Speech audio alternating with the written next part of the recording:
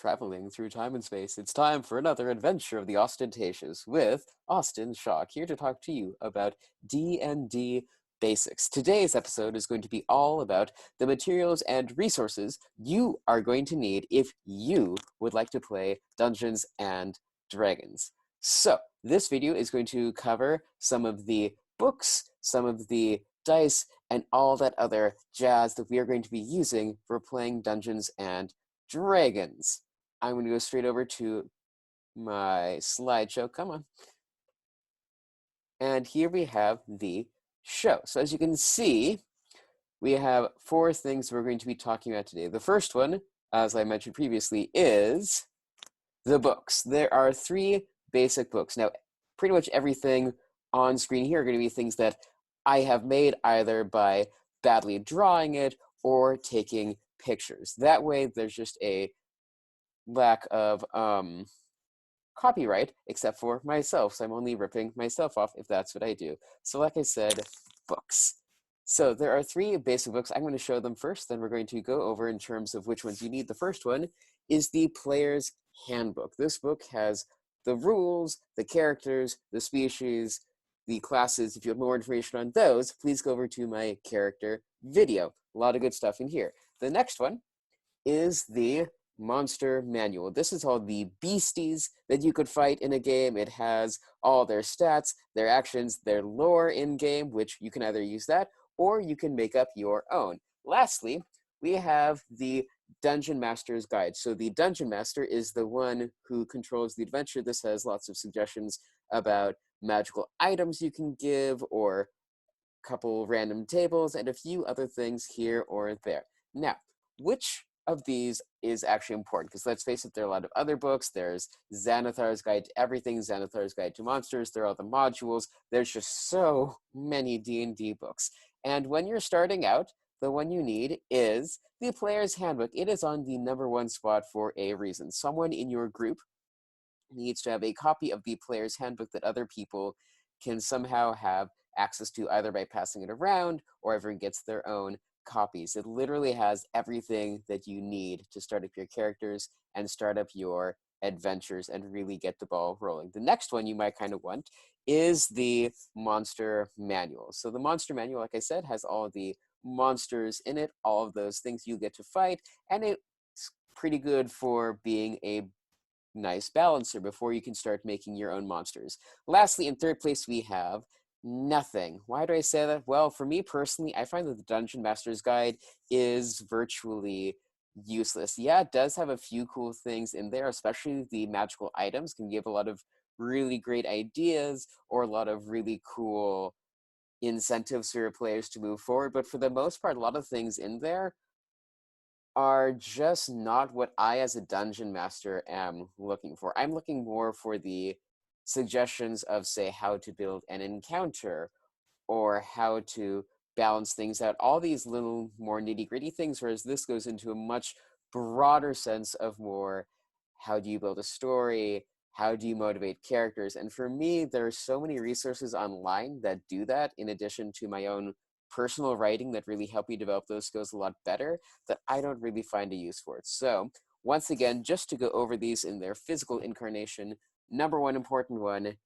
Player's Handbook. Someone almost has to have this. I would say that you could possibly maybe get away with someone not necessarily having this if everyone is familiar with the rules, but if you're starting out, definitely this is the place to start. And then if you're looking for ideas, you're not quite sure how to do balance, I myself am figuring that out right now, and I'm starting to actually have success, had a lot of failures and a lot of learning opportunities before that. The Monsters Manual is a great way to get some ideas. Now, the next thing that you need is over here. Here we have dice. So I have 3 of the dice over here. As I'm going to be talking about the dice, I'm also going to be holding up one of my personal sets. I'm using the golden dice, as people know them, but I also have my special magical rainbow dice, my glow-in-the-dark dice, and then the dice sets that I use when I'm playing with other people, so that way they don't necessarily have to provide their own. So, dice. The way that dice are named in D&D is you say D as the abbreviation and then the number of sides on the die. So parents, if your kids play D&D, now you have a really great way to annoy them and horrify them by using some of this neat, nifty lingo that you're learning. So first off, we have the D4. This is the four-sided die. It's a pyramid, with the fourth side being the one underneath. How do I read this? Well, when I roll it, it's the face-up number on top. So this one is now a 3. Different dice have different ways of doing this. Just make sure to look at the one that you have and see when you roll which number is face up on all sides. That will tell you which number to use. Next, we have the most standard die. Mine has sort of rounded edges. We have the D6. This is the normal 6-sided die, or what most people think of when they think of dice. Once again, for this one, it's the number on top that tells you which number you have rolled. Then we get up to the D8, or the 8-sided die. It is 2 D4s put together. As you can see, we're missing the bottom one. So actually, it's not quite 2 D4s. It just kind of looks vaguely like that. It's 2 pyramids put together. And for this one, when you roll it, a single number should come out on top of the straight edge. In this case, it is a 7. Now we get to the ones that I had many failures drawing, so I just took a picture of them. In this case, the D10 and the D100, or as I like to call it, the percent die. So these two are pretty much identical to each other in appearance, as you can see right here. The only difference is that the percent die has all of these zeros on it, and the other one has only a single 0 on it. This can mean either 0 or 10, depending on the roll and depending on what your dungeon master decides. You will be using the D10 a lot more than the D100. I use it for percent rolls if I want to see, what are the odds of something happening and if the person can actually meet or beat those odds, but that kind of depends on the dungeon master. Otherwise, it's just used as a substitute D10. All you have to do is ignore the 0 at the end of those numbers. So that, for example, would now be a 5. Next, we have the 12-sided die, or the D12. This one is probably my favorite just because of the honeycomb design on it. You roll it, and once again, it's the number on top, which in this case, luckily enough, is 12. And then lastly, we have the one that you'll be using most in Dungeons and Dragons. It is the D20. For the other dice, your weapons and your class and your abilities determine which ones you use, but everyone uses a D20. Once again, you roll, and it is the number on top. In this case, it is a 1. So if you are rolling a D20 and you roll a 20, that is called a critical hit. And if you roll a 1, that is a critical fail. So there we have the 20. That would be a critical hit. We have a 1. That is a critical fail. There'll be more information on what that means in the actual gameplay video that I have in development right now. However, if you don't want to go out and buy dice or aren't quite sure where you would find them or what kinds to get, or you're trying to save money right now, what you can always do, if you have an internet connection, is go into Google and then just type in dice roller. That'll bring up this nifty little app here, which can roll any of the dice I just went over. So once again, we have the D4, the D6, the D8, the D10, the D12, and the D20. Now you'll notice it does not have a percent die. That was the one that had all the zeros on it. So what you do is you roll the D6, or the D10, sorry, this one right here, and then you multiply it by 50. My apologies, this one is the D10.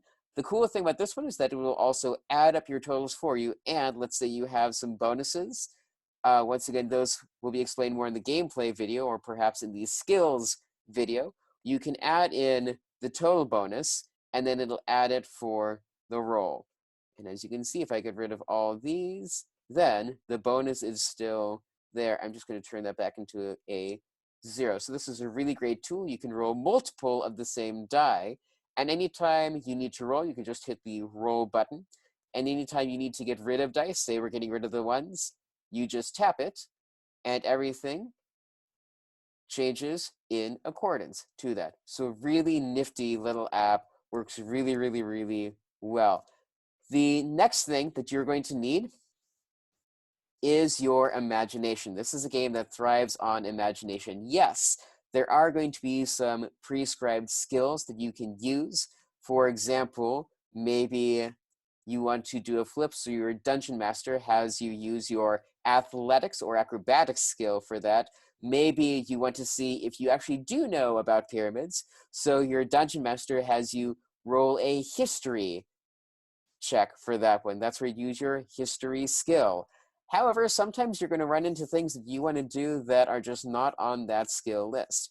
Maybe you want to see if you can fly with these things that you've made, so you have to make a roll first off to see how well you made the things. That's not a skill on the skill list.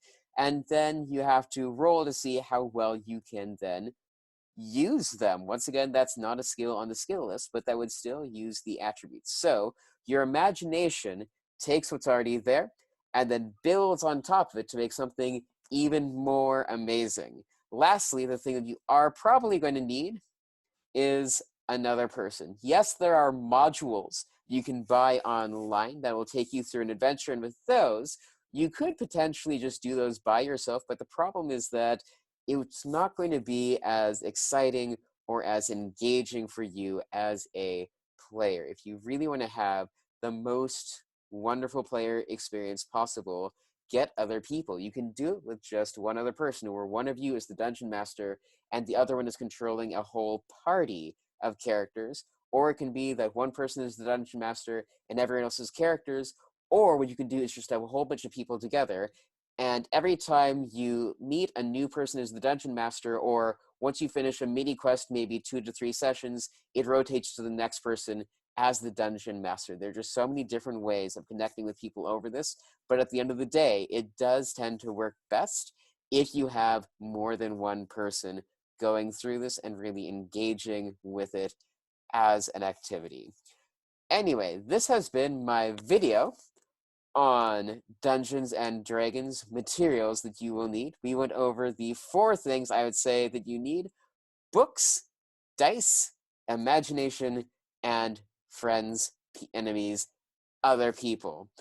Once you have all those, you'll be able to get going. Please make sure to check out my other videos if you want to know about other aspects of D&D. I will be making them periodically through the future to sort of go over these, explain them, and offer people a resource that they can use to really get started with this game, which is wonderful both in and outside of the classroom.